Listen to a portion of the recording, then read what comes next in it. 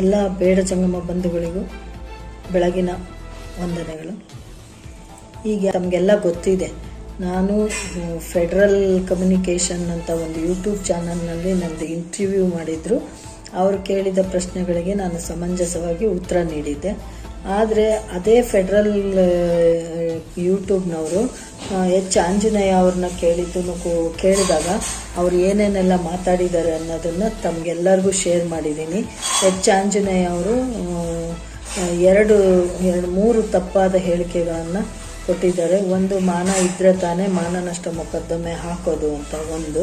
ಎರಡನೇದು, ಯಾರ್ಯಾರೆಲ್ಲ ನಮ್ಮ ಆದೇಶಗಳನ್ನು, ಸರ್ಕಾರದ ಆದೇಶಗಳು, ಕೋರ್ಟ್ ಆದೇಶಗಳನ್ನು ಉಲ್ಲಂಘನೆ ಮಾಡ್ತಾರೋ ಅಂಥ ಆದೇಶಗಳು ನಮ್ಮ ಬಳಿ ಇದ್ದಾವೆ ಅಂತ ಅಂದಿದ್ದೆ.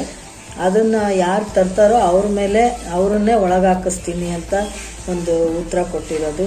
ಮೂರನೇದು, ಬೇಡ ಜಂಗಮರ ವಿರೋಧವಾಗಿ ವಿರೋಧಿ ಹೇಳಿಕೆಗಳನ್ನು, ಸಂವಿಧಾನ ವಿರೋಧಿ ಮತ್ತು ಕಾನೂನು ವಿರೋಧಿ ಹೇಳಿಕೆಗಳನ್ನು ಕೊಟ್ಟಿರ್ತಕ್ಕಂಥ ಎಚ್ ಆಂಜನೇಯವರ ವಿರುದ್ಧ ಒಂದು ಮಾನನಷ್ಟ ಮೊಕದ್ದಮೆ ಕೇಸ್ ಹಾಕಬೇಕು ಅಂತ ನಾವು ಅಂದ್ಕೊಂಡಿದ್ದೀನಿ.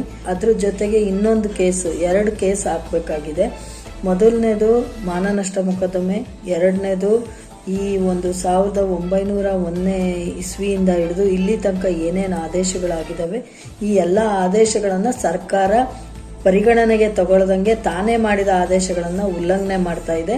ಅದಕ್ಕೆ ಕೋರ್ಟಿಂದ ಸೂಕ್ತವಾದ ಮಾರ್ಗದರ್ಶನ ನೀಡಿ ಅಂತಂದು ಸರ್ಕಾರಕ್ಕೂ ಮತ್ತು ಸರ್ಕಾರಿ ಅಧಿಕಾರಿಗಳಿಗೂ ಸೂಕ್ತ ಮಾರ್ಗದರ್ಶನ ನೀಡಿ ನಮ್ಮ ಎಲ್ಲ ಡಾಕ್ಯುಮೆಂಟ್ಸು ಕೂಡ ಈಗ ಅವರೇ ಮಾಡಿರ್ತಕ್ಕಂಥ ಆದೇಶಗಳು ತುಂಬ ಇದ್ದಾವೆ.